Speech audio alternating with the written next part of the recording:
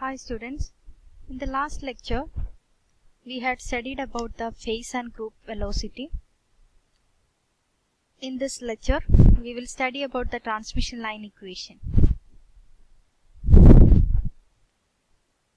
You all know the term transmission line. What is a transmission line? A transmission line is a method to transfer the electrical energy or power from one network to another network. Here I can represent the transmission line by using this lines, two parallel lines. Before going to the transmission line wave equation, we have to study about the primary constants for a transmission line.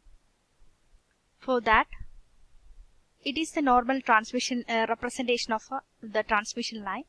We are using the two parallel lines for representing the transmission line.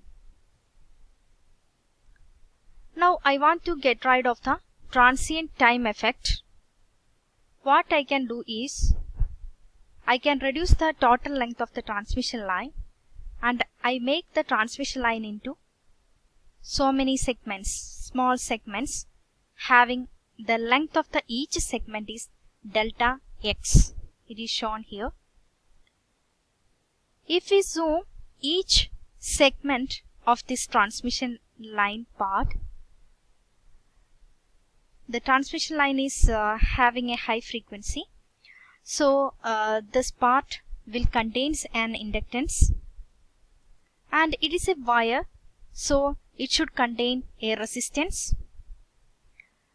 And if we consider each segment, it will be like this. It has two sides. So these two sides will constitute two parallel plate capacitor. It will look like a parallel plate capacitor. So in between the inductor and resistor, the equivalent circuit should have a capacitor. So in between the two wires, there can be a charge leakage. If you are considering each segment like this, so in between these two lines, upper line and lower line, there should be a leakage, charge leakage. That is nothing but that will constitute the conductance of the wire. So we can represent the total transmission line, this small segment of transmission line, like this.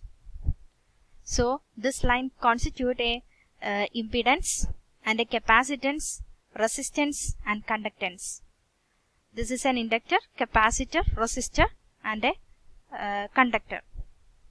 So we know the unit of inductance is, we are representing it is by using the term Henry, and here we are taking a small length of the conductor. So it is taking for a per unit per meter, that is the inductance can be the unit of inductance can be taken as Henry per meter, and the unit of capacitance is farad per meter, and the unit of resistance is ohm per meter, and the unit of conductance is mho per meter. We know the unit of conductance is mho, and here we are taking a small length, so it is mho per meter.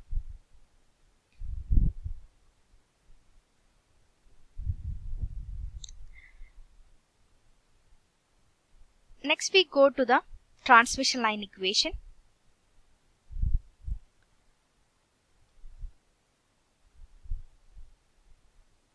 So if we want to find out the absolute value of each quantity, then we will take a small length in the previous diagram. So the diagram will look like this.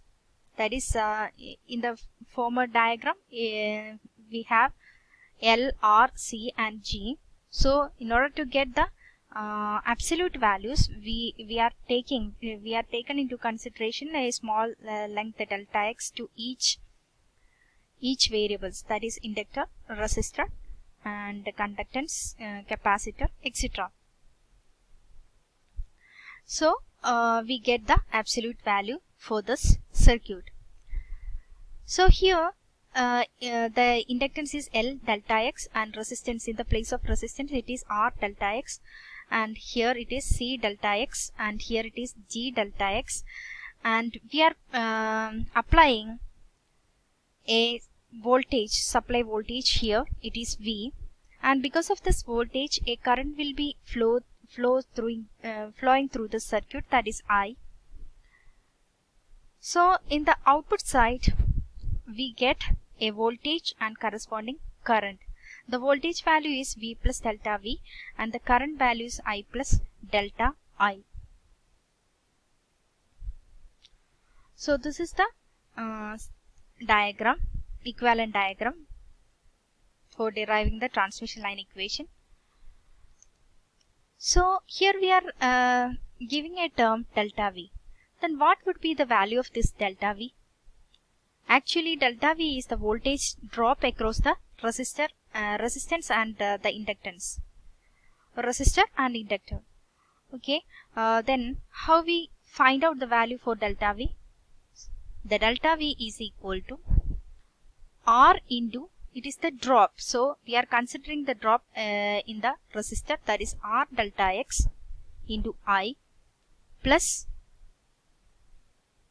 J omega L delta X into I.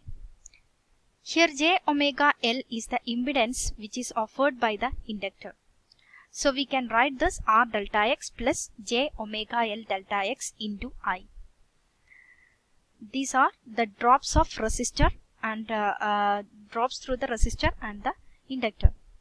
And here we are putting a negative sign here.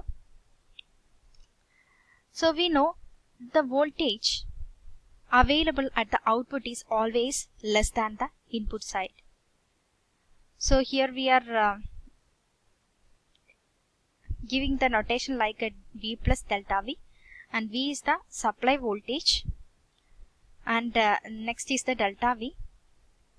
In the normal case the output voltage should be when we supply a voltage and it will flows through these components, and finally it reached at the output side, and the value of that voltage should be lesser than that of the input side.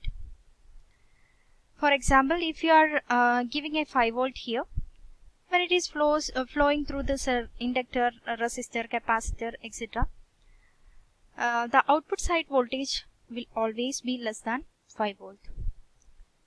So the value of output voltage should be less than the input side voltage. So we are taking this delta V is negative. Then only we get a value which is lesser than that of the input side.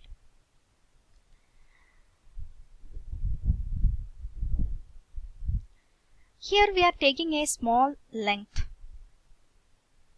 that is delta X, and when this delta X it tends to 0, then we get the transient, we get rid of this transient time effect.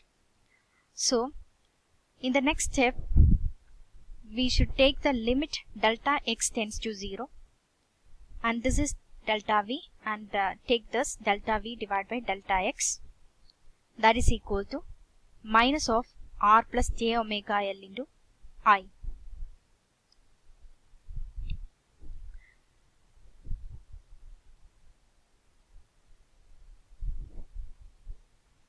This term can be, that is delta V divided by delta X, can be written as dV divided by dx, that is equal to minus of R plus J omega L into I. Mark it as equation number 1. In the same way, we can find out the value of current also. That is delta I is the current which we get at the output side. Delta I is equal to G delta X plus J omega C delta X. Here we are considering only the, for the current we are considering only the parallel components. So it is conductance and the capacitor. So we are taking G delta X plus J omega C delta X into V is equal to delta I. Here also we are putting a negative sign. The reason is same. that is the current at the output side will be always lesser than that of the current at the input side. So the current at the input side is I and current at the output side is I plus delta I. So in order to get the value of current which is lesser than that of the input side, we should take the value of delta I as negative. And in the next step, take this, that is limit delta x tends to 0. In order to get the absolute value, we have to take this delta x tends to 0, limit delta x tends to 0. Delta I by delta x is equal to minus of g delta x plus j omega c delta x into v. And this can be written as di by dx is equal to minus of g plus j omega c into v. Mark it as equation number 2. Differentiate this term. Differentiate the first equation, that is the dv divided by dx. Differentiate this equation. After the differentiation, we get the value as d square v divided by dx square. It is equal to minus of r plus j omega L into di by dx. We already know the value of di by dx. That is, apply those values. We get d square v divided by dx square is equal to r plus j omega L into g plus j omega c into v. After we got this relation after applying the value of di by dx. And take this relation, that is r plus j omega L into g plus j omega c, as gamma square. So we can write this equation d square v divided by dx square is equal to gamma square into v. Here this term contains the resistor, inductor, conductor and the capacitor. These are the primary constant, and we put another constant gamma square here for instead of this constants gamma square. So we get the equation d square v divided by dx square is equal to gamma square v. And in this next step, how we can derive the nature of the voltage? For that, we take a voltage waveform, that is v of x of t, that is a voltage in terms of space and time. It is equal to v plus e raised to minus gamma x plus v minus e raised to plus gamma x. So v of x of t is equal to v plus e raised to minus gamma x plus v raised to minus e raised to plus gamma x into e raised to j omega t. Here we are putting the e raised to j omega t value to get the instantaneous value. Here v plus and v minus are some constant and e raised to gamma x is a quantity. In this equation we are using gamma. So we know the value of gamma is the propagation constant, and the gamma is equal to alpha plus j beta. We studied this relation in the former lecture. So here gamma is the attenuation constant. Alpha is the attenuation constant. Gamma is equal to alpha plus j beta. Alpha is the attenuation constant and beta is the phase constant. Substitute these values in above equation. So we know for a lossless medium the value of alpha will be equal to 0. So when we apply these values for the equation, we get v of x of t is equal to v plus e raised to minus of alpha plus j beta into x e raised to j omega t plus v minus e raised to plus alpha plus j beta into x e raised to j omega t. When the value of alpha is equal to 0, we get the relation like this. That is v plus e raised to j into omega t minus beta x plus v minus e raised to j into omega t plus beta x. That is, we get the final relation for v of x of t is equal to v plus cos omega t minus beta x plus v minus cos omega t plus beta x.